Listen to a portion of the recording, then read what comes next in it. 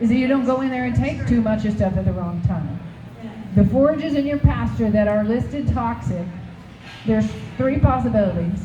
First one is your animal's stupid and it's going to eat and it's going to die. Very unlikely, but it could happen, and we're glad she removed her genes from the gene pool because that was really stupid. Next one is your animal won't eat it because it's toxic and she doesn't want it, right? Third one is she'll eat it, all right? And she's self-medicating.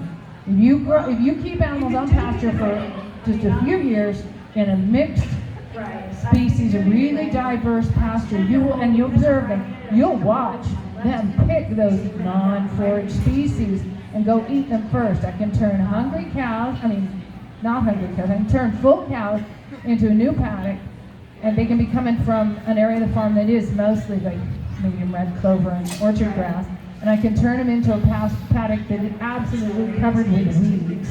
And I can watch them go to that milkweed plant and eat these 3 leaves and select, like 2 flower clusters off the white snakeroot. They're self-medicating. Trust them. This is why I've never had to use a chemical wormer. Those toxins are actually helpful to the animals, and coming out the back end of the animal, they're also making a difference to your soil profile. The 4th possibility is that those toxic forages aren't toxic, and there are farmers spraying Roundup and Crossbow all over this country on stuff that is listed as toxic, that's been exposed as not toxic. The research has been taken out and reviewed, and the stuff isn't toxic, and the research simply gets archived at the very back of the archives, and we go on spraying stuff on it. And if you're interested in more information on that, I can give it to you. I think that's you. So I'm going to talk a little bit about water. That's one of the other elements of the paddock.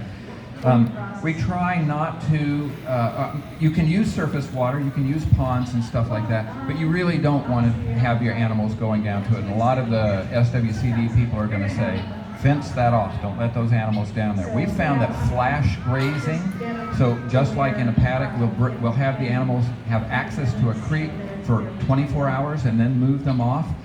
Really has been great on the creeks, breaks down the sides a little bit, and also the grass now goes down into the water. So we found flash grazing to be very helpful.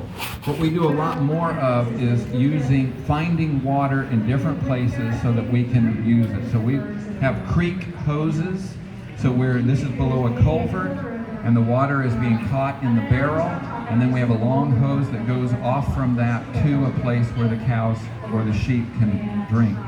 We do lots more with these IBCs. So IBCs, a lot of people know them. We can buy them for about $50 or cheaper now. And then what we do is we gang them together. We use a PVC pipe along the bottom with Fernco couplings, a rubber coupling that goes to each one of those. Because originally we thought we'd just do the PVC couplings, but each one of those is a little bit different. But the Fernco coupling has enough flexibility so we can go to the PVC pipe. So now I've got 4 of them ganged together. We have one place where we've got 9 of them ganged together, and they all fill and unfill at the same time. So I've captured a whole lot of water, and these are being captured off of French drains, off of roofs, off things like that. And we're going to give a water talk with a lot more information on that tomorrow at 3:30. So I'm going to skip past that. And so we have pig nipples. So we have done some pig pasturing. We don't do much pig pasturing. And then, so minerals is so minerals is something that we're a little bit less scientific about. So we do try and keep minerals in the paddocks, but it's primarily in salt blocks, selenium blocks. That's going to be depending on how you are. We do not have a 16-box free choice mineral feeder, but I always tell myself neither does nature have all those minerals broken down into their elemental parts and put out. So if that's, if you really want to know, go to a mineral guy and he'll tell you all the things but again, this is a sow's ear wet. We tend to our cows are not dying because of mineral depletion. So we know that we're doing good. but we're We probably do not feed doing one perfect. broad spectrum mineral source, and that's kelp. Yeah. It's expensive, but after they gorge on it for a little while, they'll go down to just eating a little bit of it, and that's the way I'm sure my animals are getting the minerals they need. So one other element of the paddock is the charged fence. So as I mentioned, make sure that when you put your fences out that it is charged. This is our son who's 12. He and the younger set of the family run the sheep.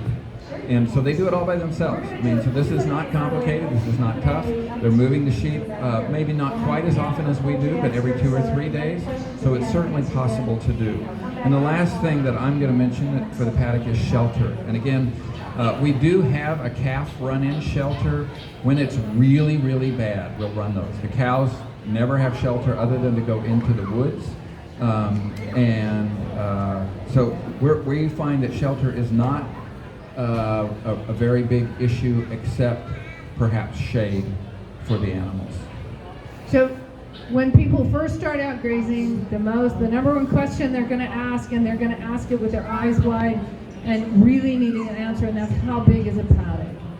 And the answer is a whole lot of different how bigs, right? It depends on the animals you're putting in, the season, their state of gestation. Are they pregnant? Are they of lactation? Are they nursing a calf? How big are they? How cold is it? How hot is it? A lot of different answers. This is not a situation where 1 + 1 = 2. In farming, 1 + 1 almost never equals 2. Because if one's a cow and one's a bull, 1 + 1 = 3. And if one's a coyote and one's a chicken, 1 + 1 = 1. Right? So in the case of farming, you don't need numbers. You need observation. The way you're going to get your observation is simple. Go out, look. Say I've got 4 Jersey cows that are pregnant and one's lactating. It's just 4 Jersey cows. I'm going to put them out in a paddock, and I have no idea how much room they need for, say, I'm going to come back in 24 hours, right? Or say I'm coming back in 3 days. But anyway, I'm coming back in a while. I know when I'm going to come back again and move them, or when I think I am. So I build a paddock about a quarter as big as I think they need. At least a quarter. I mean, like, make it at least 1/4. It might be a 5th or a 6th, because what you're picturing as a paddock is almost certainly way bigger than what those animals actually need to eat and trample for the period of time you're talking about. So go out and then make that paddock and put the cows in, and then turn around and walk away. Turn the fence on first, but then walk away. Don't stand there looking at them and asking yourself, did I do it right? But come back in 12 hours, or even in 6 hours. So you put them out in the morning, come back and look at them before bedtime, right? And if absolutely every scrap of wood in there has been eaten, stepped on, pooped on, or peed on, then you're allowed to make it bigger. Right then. Otherwise, if that's not the case, go away and come back at the 24-hour mark. And look not only at the paddock. Sean's going to talk about how you know when they've got enough, and he's going to tell you some things to look for on the animals and on the ground to see if it was big enough.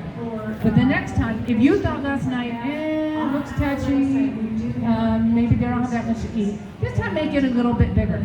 Grow it out. You're not gonna get out your what do you call this? Tape measure and see how big it is. You're gonna measure it in steps. Your stride is half your height, roughly, okay? So 2 strides is your height. If you're a woman 5'6" like I am, just think like around 5 feet, 2 steps. Walk it out. To give you some, for instance, if I'm right now, our cows are on grass 12 months of the year, because we set aside 1/3 of the farm in July, August every year, and once it's been grazed, we're not coming back until the end of December, early January, and that's going to grow, mature, freeze, and stand there, or just grow, mature, stop growing, go dormant, and stand there. We won't graze that until the winter time. But so right now I've got 4 lactating Jerseys in a paddock. In 24 hours, they're on 20 of my steps by about 25 of my steps. One of the things that a lot of people think about with paddocks is they think, oh, a paddock is an acre big. No. Much smaller. One of the Depending on how many animals you have. One of the things you got to keep in your head is this image of a staked animal on a tether. Okay, you wouldn't put an animal on a tether that's 200 feet long, You would put on something that's about 20 feet long, and then you would move it. That's what rotational grazing is. So don't think huge paddocks. Think small paddocks. But so how does that apply if you've got 30 animals out there, like I might have out back with my dry cow herd?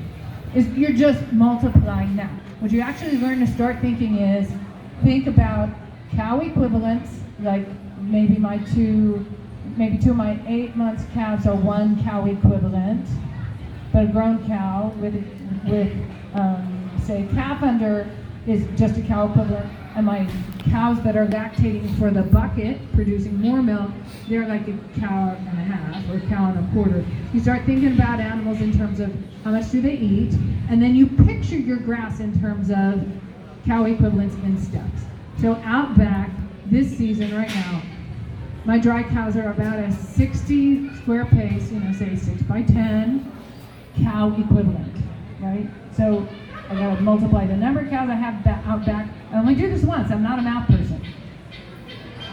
Those footsteps times the number of cow equivalents I have out back, and now I can say, oh, I've gotta have 700 square paces in a 24-hour paddock for my dry cows, and then I figure out how to do 700, like 35 times 20 would give me 700 square paces. Oh, now I can pace off any number of paddocks without giving it any more thought. What you're aiming for is the amount of forage they will trample, poop, or pee on, or eat in the period of time you're going to be gone. That can be as short or as long as you want to make it. Your efficiency goes up the shorter that period is. So if you can't come back till every Saturday, then you've got to make a bit bigger paddock. It's going to be a little bit less efficiently used.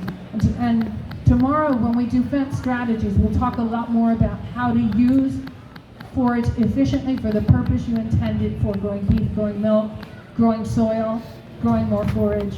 We'll talk about shapes of paddocks and so on. Right now, that's just as far as I'll take that. Okay, don't let this be intimidating. And my wife is the fence guru, the grass guru. Throw out your mouth. And when she starts saying, okay, I got to measure out 50, I start going, Okay, so don't let that intimidate you. You go out there and you look and you say, okay, I think it's going to be about this big, and I'm going to put my cows in it, and as she said, you're going to come back in a little bit and you're going to check it and see. But you're going to get the hang of this. It's not rocket science. It's really pretty simple. And again, keep in your mind the idea of the tether. But tether is one animal. So now I've got 3 animals in there. So I've got to make it bigger. I've got to check it.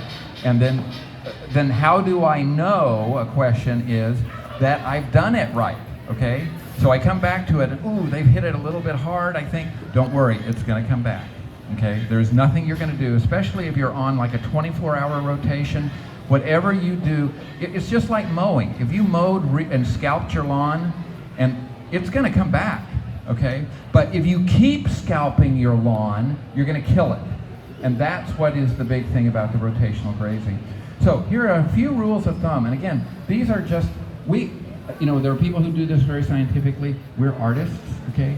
She's a potter, I'm a theater person. So we just kind of, okay? So take half, leave half. But the problem is that what you started with, some of it was up here, some of it was down here. What does that mean, take half, leave half?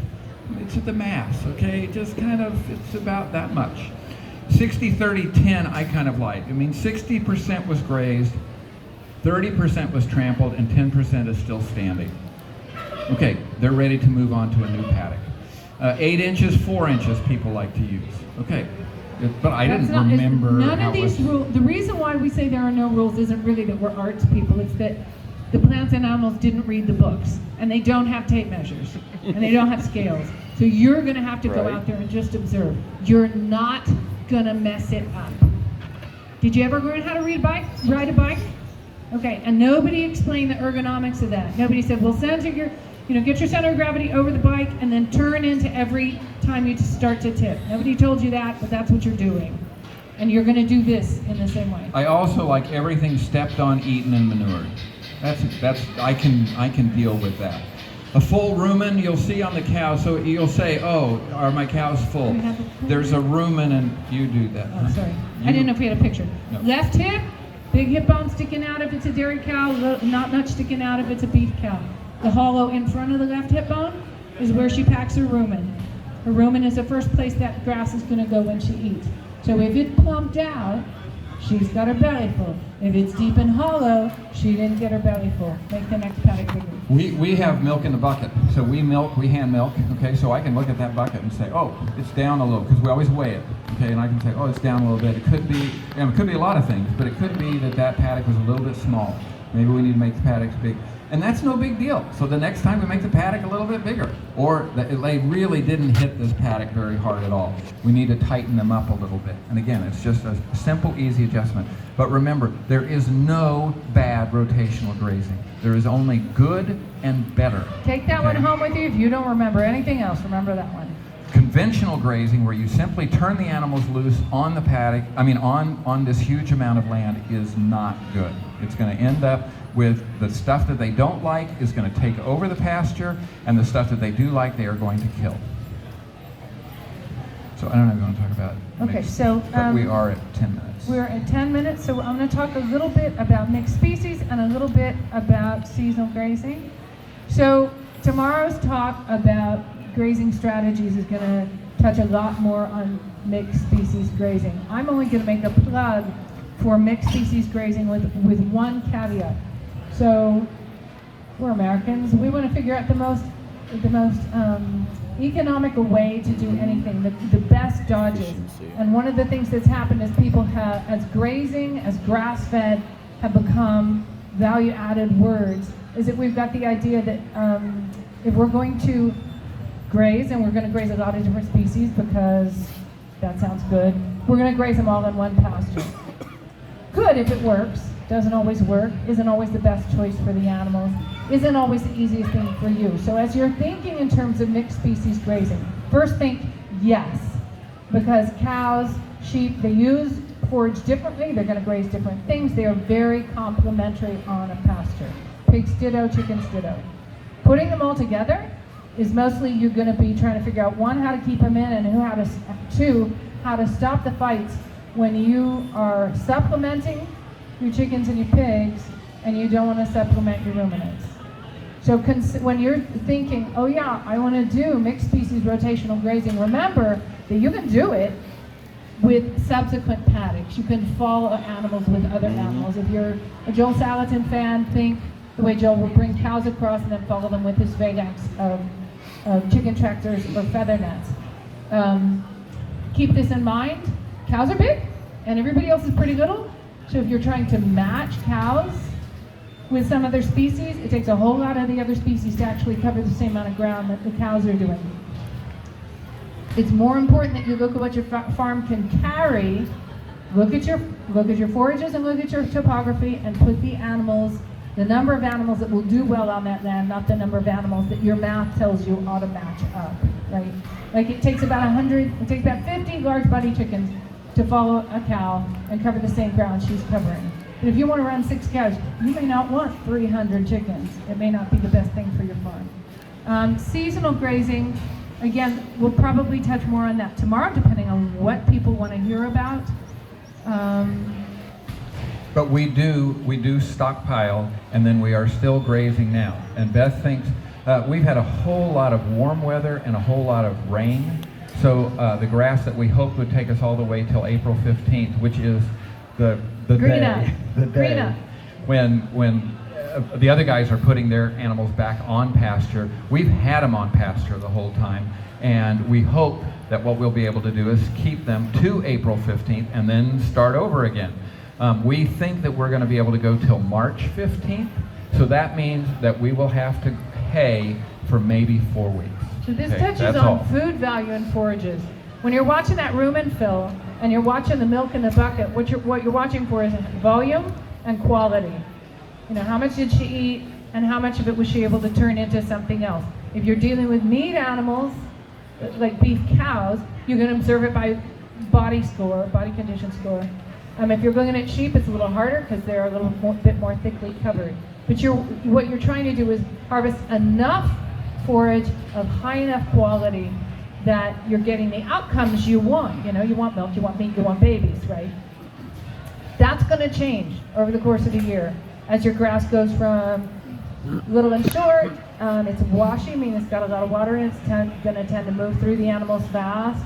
It's going to be high protein, high mineral, but a little bit harder to slow it down in the animal's gut and keep it there while they're absorbing it. Middle-sized stuff, high protein, wonderful forage. When you go out there and you start doing research into intensive rotational grazing, you will be watching and listening to and reading stuff by people whose primary goal is exportable protein. So they are trying to graze, they're trying to create one set of conditions over the longest possible part of the year, kind of like young ladies who want to become 18 and then stay there, you know, like you're 13 and want to be 18 and then you're 28 and you wish you were still 18. They're trying to extend the teenage years of that grass for the longest part of the year so that they can run their animals over it, harvest the most protein, turn it into exportable protein, send it off the farm, turn it into cash, which is all just fine, except it doesn't actually necessarily it does take economics into consideration, and that's important if you've got to pay your mortgage with beef money or milk money. But if what you're trying to build is fertility into this soil, drought and flood resistance into this soil, a land race of animals that know this soil, know these plants, can grow well, so that 10 years from now, 20 years from now, this land is still feeding me and my kids, it's doing it better, my grandkids will be able to live here. Now we have to downsize the importance a little bit of that exportable protein and think more about what is the natural course of plants and animals in any grazing ecology. And so that is why you will not hear us say, get out there and clip that stuff and try and hold it in the teenage years, is what Joel would call it. Hold it in that mid-size just before it starts to actually shoot up. I'm talking about grasses right now, but it applies in different terms to any plant you're thinking of. It's young, it's full of life, it's got a lot of protein, it's pretty wet, it's got a lot of minerals, it's good grazing. That's your spring grass, and it will tend to move through the cows a little faster. Then you get that stuff, for our area it'd be May, June. You get it while it's growing, but before it puts on a seed head. And it's really high protein, it's got enough fiber to move more slowly through the animal. It's really wonderful grass. You watch your animals get nice and fat, and it's beautiful. Next stage, it's going to start shooting up tall, getting woodier. It's going to get lignous. So it's more fiber, less protein. And it's going to put on a seed head, which is probably not big enough to make a big protein jump in the protein content of that forage. All of those stages of forage affect how big you're going to make your paddock. They will also affect how fat your animal is at that given time. Get used to animals whose weight does more like what ours does over the course of a year, right? Get used to animals who don't all look like they belong on the front of a dairying magazine or a beef magazine, because that's what these forages are naturally going to produce. And if you believe in this system at all, you've got to believe that there's a reason why that happens, and it's probably okay. Right. So we're out of time. I just wanted to say once again, we have business cards up here. If you're interested in that, we do workshops at our farm. But I wanted to take a little bit of time to see if there were any questions, and then we're available. So yes.